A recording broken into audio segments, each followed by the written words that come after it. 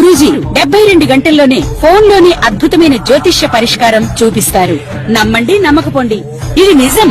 శ్మశాన కాళి రుద్ర చౌడీదేవి ఆరాధకులు నంబర్ 1 వశీకరణ స్పెషలిస్ట్ గురూజీ.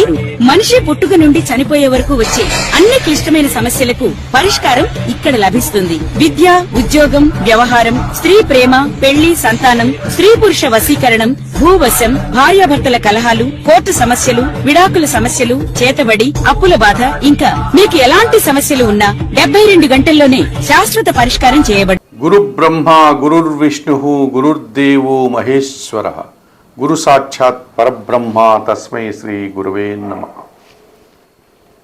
జ్యోతిషాభిమానులందరికీ నమస్కారం. శ్రీ పరాభవ నామ సంవత్సరం ఉగాది పండుగ శుభాకాంక్షలతో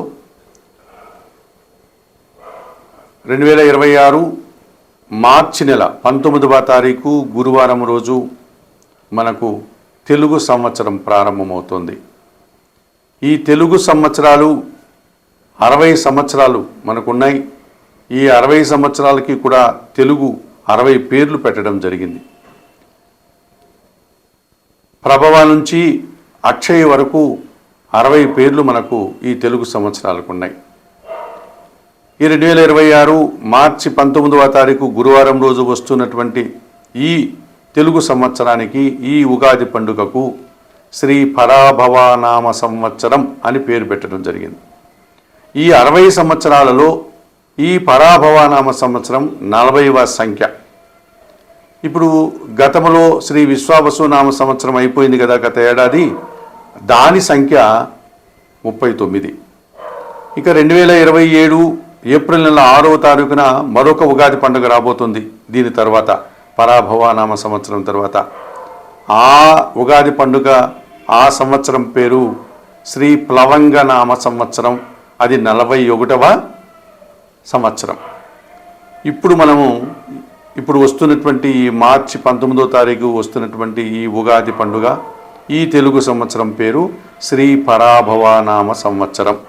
ఈ పరాభవ నామ సంవత్సరం అన్న పదానికి అర్థం ఏంటంటే పెద్ద ఓటమి, పెద్ద అపజయము అని అర్థం. ఎవరికి అపజయము? ఇద్దరు శత్రువులు ఉన్నారనుకోండి, అందులో ఒకరు ఓటమిని పాలవుతారు. అయితే ఈ సంవత్సరము అందరూ ఓటమి పాలయ్యేటువంటి అవకాశం ఉంటుంది. రాజకీయ నాయకులు కానీ, రాజకీయ పార్టీలు కానీ, వ్యాపారవేత్తలు కానీ, మనుష్యులు కానీ, ఎవరైనా సరే ఓటమి పాలు, పరాజయం, అపజయాలు ఎక్కువ అవుతూ ఉంటాయి. ఓటమి రుచి చూడాల్సి ఉంటుంది ఈ సంవత్సరము అని దీనికి అర్థం. అయితే మన పెద్దవాళ్ళు కేవలం అటువంటి సాధారణమైనటువంటి అర్థంతో ఈ పరాభవ నామ సంవత్సరాన్ని ఆ పేరు పెట్టలేదు. మనలో ఉన్నటువంటి అంతఃశత్రువులు ఏవైతే ఉన్నాయో, కామ, క్రోధ, మోహ, మద, లోభ, మదమాశ్చర్యాలు అనేటువంటివి ఏవైతే ఉన్నాయో, ఈ 6 అరిషడ్ వర్గాలను, ఈ అంతఃశత్రువులైనటువంటి ఈ కామము, మోహము, మదము, అసూయ, క్రోధము, ద్వేషము, ఇవి ఏవైతే ఉన్నాయో వీటిని ఓడించాలి. వాటికి ఓటమి పాలు. అంటే మనిషి నిగర్విగా, నిజాయితీగా, మంచి మనిషిగా ఎదగాలి. ఈ చెడు ఓటమి పాలు కావాలి. ఈ చెడు లక్షణాలను మనం ఓడించాలి అన్నటువంటి ఒక సదుద్దేశంతో, ఒక పరమార్థాన్ని ఈ పండగ పేరుగా, ఈ సంవత్సరం పేరుగా మన పెద్దలు చెప్పడం జరిగింది. ఈ సంవత్సరం మనకు నవగ్రహాలలో దేవగురువు అయినటువంటి బృహస్పతి గురువు జూన్ నెల 2వ తారీఖు వరకు మిథున రాశిలో ఉండి, జూన్ నెల 2వ తారీఖున ఉదయం పూట 6 గంటలకంతా ఆయన కర్కాటక రాశిలోనికి ప్రవేశిస్తాడు. సో గురువు మిథున రాశి నుంచి కర్కాటక రాశిలోనికి ప్రవేశిస్తాడు. ఆ తర్వాత ఆయన కర్కాటక రాశిలోనే ఈ రాబోయే తెలుగు సంవత్సరం 2027 ఏప్రిల్ 6 వరకు ఆయన కర్కాటక రాశిలో సంచరిస్తాడు. నవంబరు, డిసెంబర్ మాసాల్లో ఆయన ముందుకు వెళ్ళి మళ్ళీ తిరిగి కర్కాటక రాశిలోనికి వస్తాడు. ఒక 2 నెలల కాలంలో ఇలాంటి చిన్న మార్పు జరుగుతుంది. అంతకుమించి గురువు జూన్ వరకు మిథున రాశిలో, జూన్ 2 తర్వాత కర్కాటక రాశిలోనే ప్రధానంగా ఆయన సంచారం ఉంటుంది. అలాగే శని భగవానుడు ఈ మకర కుంభరాశులకు అధిపతి అయినటువంటి శని భగవానుడు కర్మకారకుడు మీనరాశిలోనే ఈ సంవత్సరం అంతా ఉంటాడు. 2027 జూన్ వరకు ఆయన మీనరాశిలోనే సంచారం కొనసాగుతుంది. ఆయనలో కొత్తగా మార్పులు ఏమీ కనబడడం లేదు. ఇక కుంభరాశిలో ఉన్నటువంటి రాహువు, అలాగే సింహరాశిలో ఉన్నటువంటి కేతువు ఈ నూతన తెలుగు సంవత్సరం పరాభవనామ సంవత్సరంలో 2026 డిసెంబర్ 5 వరకు కుంభరాశిలో ఉన్నటువంటి ఈ రాహువు కుంభరాశిలో డిసెంబర్ 5 వరకు ఉండి డిసెంబర్ 5 తర్వాత ఆయన మకర రాశిలోనికి తిరోగమనం, ఆయన వెనుకకు ప్రయాణం చేస్తాడు. డిసెంబర్ 5 తర్వాత ఆయన ఈ సంవత్సరం అంతా కూడా మకర రాశిలోనే ఆయన సంచారం కొనసాగుతుంది. అలాగే సింహరాశిలో ఉన్నటువంటి కేతువు ఈ 2026 డిసెంబర్ 5వ తారీఖు వరకు సింహరాశిలో ఉండి ఆ తర్వాత ఆయన డిసెంబర్ 5 నుంచి కర్కాటక రాశిలోనికి ప్రయాణం చేస్తాడు. ఆయన కూడా తిరోగామిగా వెనుకకు మరలి డిసెంబర్ 5 నుంచి కర్కాటక రాశిలోనే ఆయన సంచారం కొనసాగుతుంది. ఈ రకంగా గురువు మిథున రాశి నుంచి కర్కాటక రాశికి జూన్ 2న మారుతున్నాడు.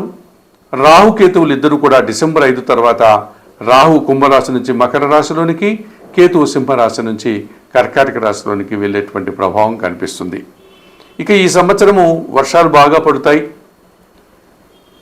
పంటలు బాగా పండుతాయి, మంచి వాతావరణం ఉంటుంది. ఇక మనం 12 రాశుల గురించి మాట్లాడుకునేటప్పుడు ముందుగా మేషరాశి వారు ఎంతవరకు ఈ నూతన తెలుగు సంవత్సరం శ్రీ పరాభవనామ సంవత్సరంలో వృశ్చిక రాశి వారికి మంచి ఫలితాలు రావడానికి అవకాశం ఉంది.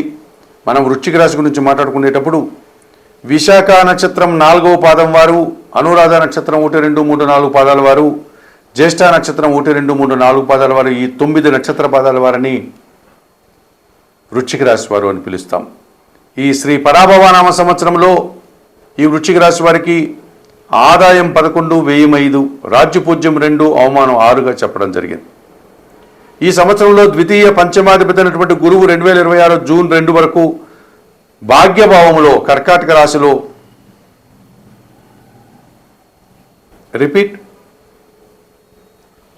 ద్వితీయ పంచమాధిపతి అయినటువంటి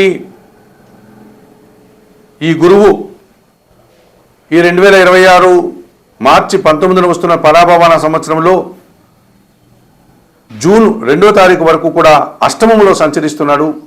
ఈ కారణం చేత వీరికి కొన్ని ఇబ్బందులు వచ్చేటువంటి పరిస్థితి కనిపిస్తుంది. వీరి మాటల వల్ల అపార్థాలు, ఆత్మీయులతో మనస్పర్ధలు, విద్యార్థులకు ప్రతికూల ఫలితాలు వస్తాయి. అదే గురువు జూన్ 2 తర్వాత భాగ్యంలోనికి రావడం వల్ల మరింతగా మంచి ఫలితాలను పొందగలుగుతారు. మీ మాటకు విలువ పెరుగుతుంది, కుటుంబ సౌఖ్యాన్ని అందుకుంటారు, మీ ఆలోచనలు కలిసి వస్తుంది, విద్యార్థులు మంచి ఫలితాలు అందుకుంటారు, ఉద్యోగంలో కూడా పదోన్నతులు వస్తాయి. ఇక తృతీయ చతుర్థాధిపతి అయినటువంటి శని భగవానుడు ఈ సంవత్సరం అంతా పంచమంలో మీనరాశిలో సంచరిస్తున్నాడు. మీ ఆలోచనలు కలిసి రాదు, పనివారి సహకార లోపం కనిపిస్తుంది, జన సహకార లోపం కనిపిస్తుంది, వృత్తి ఉద్యోగ వ్యాపారంలో పనిభారం పెరుగుతుంది. 2026 డిసెంబర్ 5 నుంచి రాహువు తృతీయ భావంలో మకర రాశిలోనికి రావడం వల్ల జన సహకారం బాగుంటుంది, విదేశీ వ్యవహారాలు బాగుంటాయి, నూతన ఉద్యోగాలు, నూతన వ్యాపారాలు రావడానికి అనుకూలంగా కనిపిస్తుంది. అయితే డిసెంబర్ 5 వరకు కూడా చతుర్థంలో రాహు సంచారం మీకు కాస్త విందు వినోదాల్లో పాల్గొన్నప్పుడు అనారోగ్య సమస్యల్ని, దుబారా ఖర్చుల్ని ఇచ్చేటువంటి వాతావరణం ఉంది. ఇక కేతువు డిసెంబర్ 5 వరకు దశమ భావంలో మంచి ఫలితాలను ఇస్తారు. వృత్తి ఉద్యోగ వ్యాపారంలో నిరాడంబరంగా పనిచేసి మంచి ఫలితాలను, లాభాలను అందుకుంటారు. అయితే డిసెంబర్ 5 తర్వాత ఆయన భాగ్యంలోనికి వెళ్ళడం వల్ల కొన్ని విషయాల్లో నిరాశ, అశాంతి మిమ్మల్ని ఇబ్బంది పెడుతుంది. ఇక జన్మరాశ్యాధిపతి, షష్టాధిపతి అయినటువంటి కుజుడు ఈ సంవత్సరంలో వీరికి మంచి ఫలితాలను అందించేటువంటి వాతావరణం ఉంది. కుజుడు అనుకూలంగా 6 నెలల పాటు ఈ సంవత్సరంలో సంచారం కొనసాగుతుంది. నూతన వాహనం కానీ, నూతన భూములు కానీ, కుటుంబంకు సంబంధించినటువంటి గృహ నిర్మాణం కానీ చేపడతారు. వృత్తి ఉద్యోగ వ్యాపారంలో అభివృద్ధిని సాధిస్తారు. ఇక ఈ వృశ్చిక రాశి వారికి దశమాధిపతి అయినటువంటి సూర్య భగవానుడు ఈ సంవత్సరంలో చాలా అనుకూలంగా సంచరిస్తున్నాడు. అధికారుల అండదండలతో అభివృద్ధిని సాధిస్తారు. వృత్తి ఉద్యోగ వ్యాపారాల్లో ఆదాయం అందుకుంటారు. నూతన ఉద్యోగులు కానీ, ఉన్న ఉద్యోగంలో పదోన్నతులు కానీ, రాజకీయ నాయకులకి మరింత అవకాశాలు రావడానికి అనుకూల వాతావరణం కనిపిస్తుంది. మరి ఈ నూతన తెలుగు సంవత్సరం పరాభవనామ సంవత్సరంలో జూన్ వరకు కూడా మీరు దత్తాత్రేయ స్వామివారిని దర్శించండి. అష్టమ కుజదోషం నుంచి బయటపడండి. అలాగే పంచమ శనిదోషం ఉంది కనుక శనివారం రోజు ఆంజనేయ స్వామిని సందర్శించండి. సుందరకాండ పారాయణం చేసుకోండి. చతుర్థ భావంలో రాహు సంచరిస్తున్నాడు కదా, డిసెంబర్ వరకు కనకదుర్గాదేవిని దర్శనం చేసుకుని శ్రీదేవి ఖడ్గమాల స్తోత్రం చదువుకోండి. ఇక డిసెంబర్ 5 తర్వాత భాగ్యంలోనికి కేతు వెళ్తున్నాడు కనుక నిత్య గణపతి ఆరాధన మరింతగా మంచి ఫలితాలను మీకు అందిస్తుంది.